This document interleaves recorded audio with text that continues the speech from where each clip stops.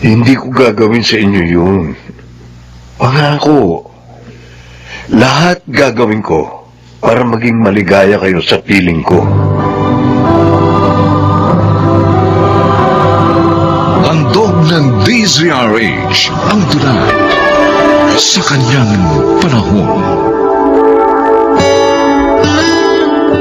May mga taong pakiramdam ay mailap sa kanila ang kaginhawaan.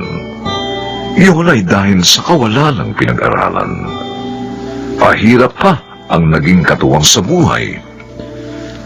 Mga kaibigan, narito't ating pakinggan ang naging karanasan ni Janice sa ating dulang sa kanyang panahon.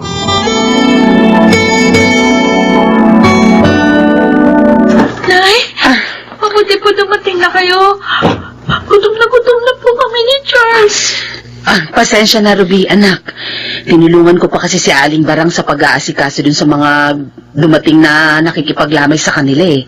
At sige na, tawagin mo na si Charles. May dala po kayong ulam. Sopas ito, anak. Galing kina Aling Barang. Lagyan niyo na lang to ni Charles ng kanin para mabusog kayo, ha? Sige na. Kayo po, Nay. Inakain na ako ni Aling Barang. Maraming sopas ito, kaya may almusal pa tayo bukas.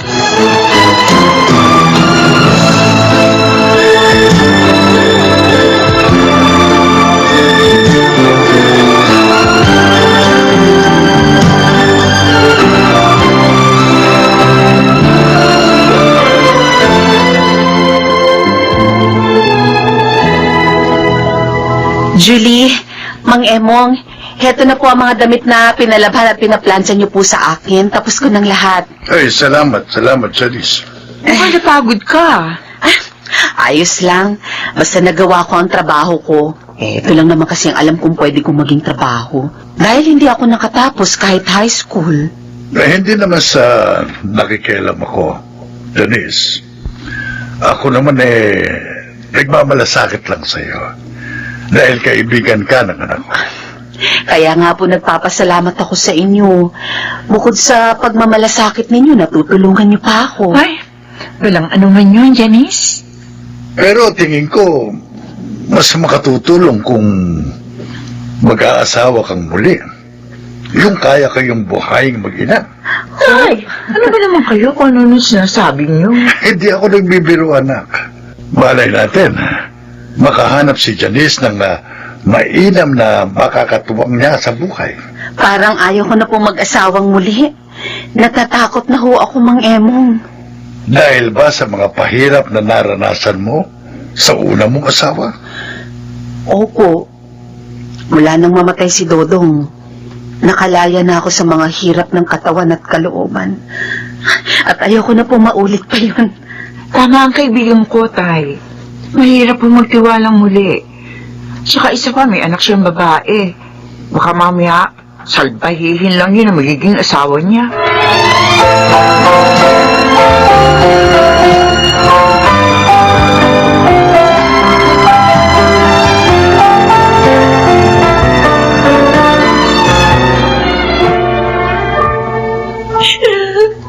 Inay! Oh, bakit ka umiiyak, anak?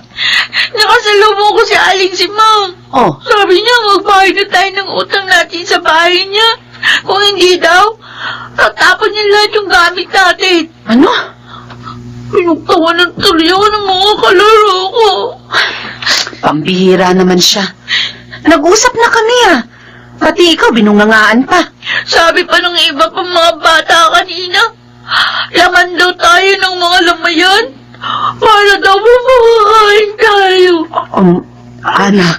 Gusto ko nga silang awayin Kaya lang alam ko, totoo naman po yung sinasabi nila. Ay, kailan pa po ba magbabagong buhay natin? Magbabago pa kaya ito?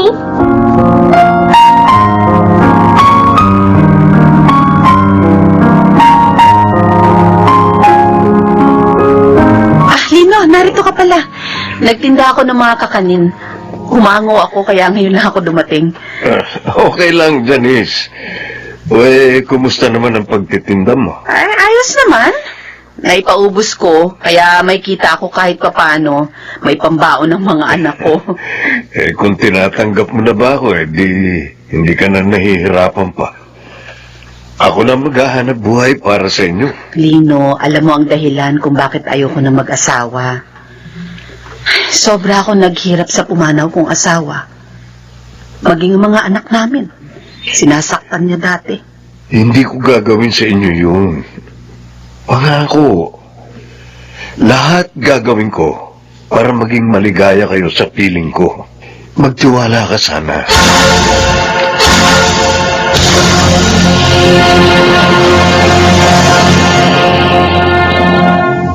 Tulog na ba sina Charles at Ruby, Janice? Oo, Julie.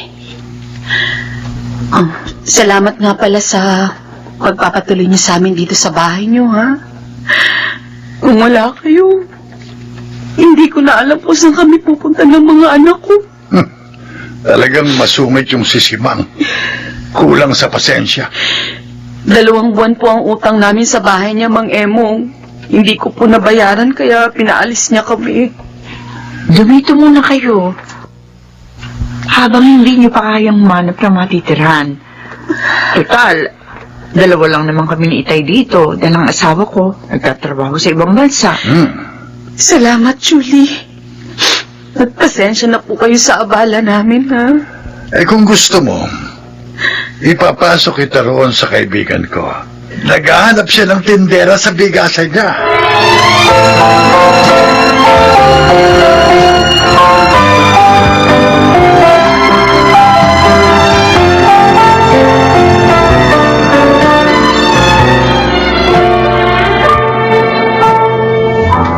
Ganun pala nangyari sa inyo ng mga anak mo.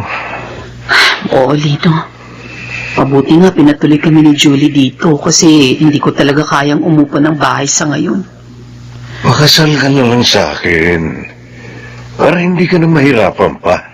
Lino, Siguro, naiilang ka dahil sa 20 taong tanda ako sa'yo. Kahit naman matanda na ako, baka titiyak ka naman na mamahalin ko kayo. At lahat gagawin ko para magkaroon ng magandang kinabukasan. Sina Charles at Ruby. hindi naman yun ang inaalala ko eh. Hindi ko kayo pagmamalupitan. Maniwala ka. At kahit hindi mo ko mahal, tatanggapin ko. Basta pakasal ka lang sa akin. Lino, Oo, Janice. Ayos lang kahit hindi mo ko mahal. Dahil naniniwala ako na matututuhan mo rin akong mahalin.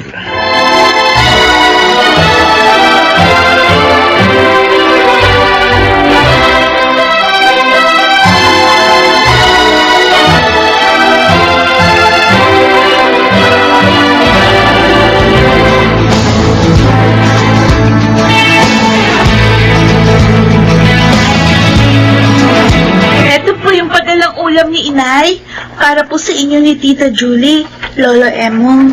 Salamat, Ruby. Kumusta naman kayo ngayon doon kay Lino? Okay na okay po. Mabait po si Tatay Lino sa amin ni Charles. At saka, mahal na mahal po niya si Inay. Salamat naman.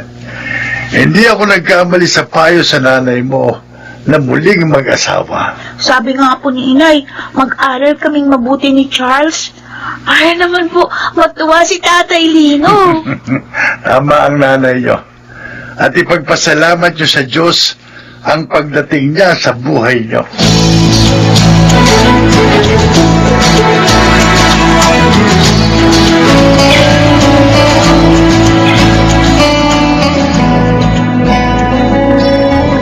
Talaga? Matatapos na sa koleyo si Charles? oo, Julie. Accounting ang kinuha niyang kurso. Ay, ang bilis ng panahon, ano? Parang kailan lang na magtapos ng management si Ruby. Ngayon, si Charles naman. Oo nga. Alam mo, tuwang-tuwa si Lino. Hindi raw siya binigyan ng sakit ng ulo ng mga bata. Swerte mo kay Lino, Jadine. Ay, tama ka. Biyaya siya ng Diyos sa akin. Dininig niya ang mga dalangin ko. ilang araw bago kami ikasal ni Lino. Oh, ano? Ano yun? Oo, Julie. Nagsagawa ako ng panata sa kanya. Hmm? Oo.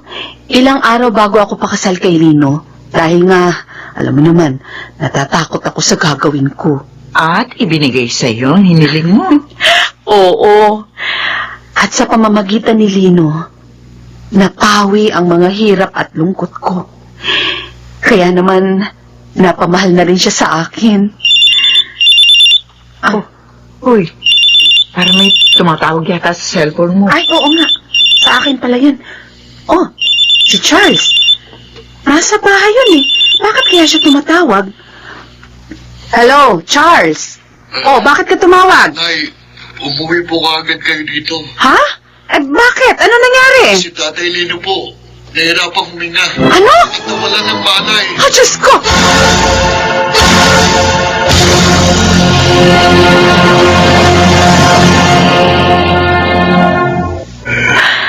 Janice, Narito ako, Lino.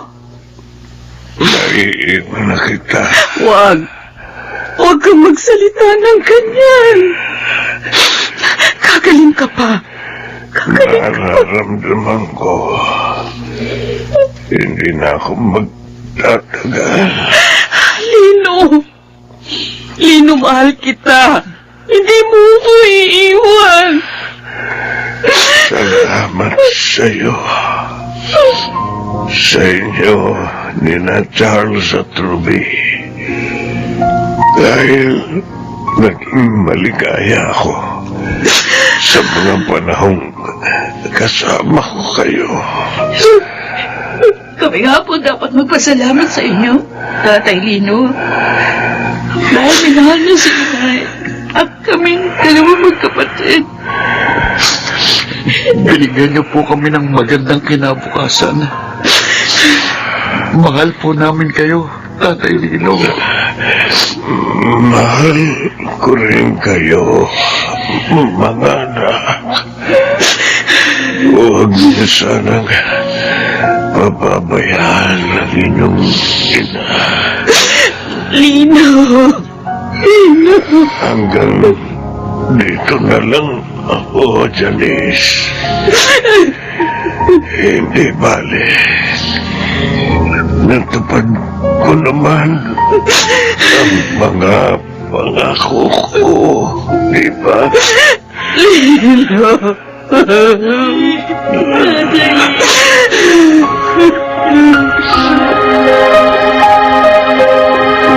Malayo po dito yung bago kong trabaho, Nay. Kaya gusto ko sana sumama na lang kayo ni Charles sa akin. Ate Ruby, hindi iiwan ni Inay ang bahay na ito. Kaya nga ako, dito na lang ako naghanap ng trabaho eh. Hindi ko talaga maiiwan ng bahay na ito, mga anak. Iingatan ko to. Sabi ko na sa'yo, ate. Dahil maraming magagandang ala-ala ang naririto. Ala-ala ng isang lalaking naging mabuti kong katuwang sa panahon ng aking kahirapan.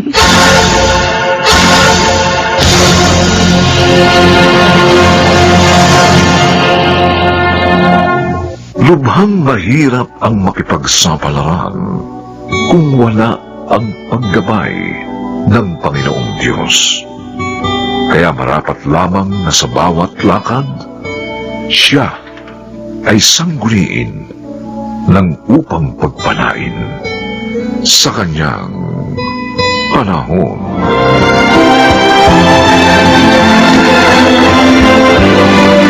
Mga nagsiganap, Jenaline de la Cruz, Rosana Villegas, Susan Robles, Lionel Benjamin, Bobby Cruz, at Phil Cruz.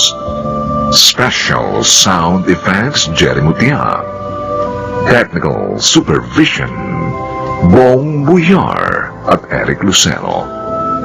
Musical Scoring, Buboy Salonga. Ang kasaysayang ito'y mula sa panulat ni Telma Corporal Alcantara. At sa pinagsamang direksyon ng inyong lingkod, June Martin Legaspi at Bobby Cruz. sa kanyang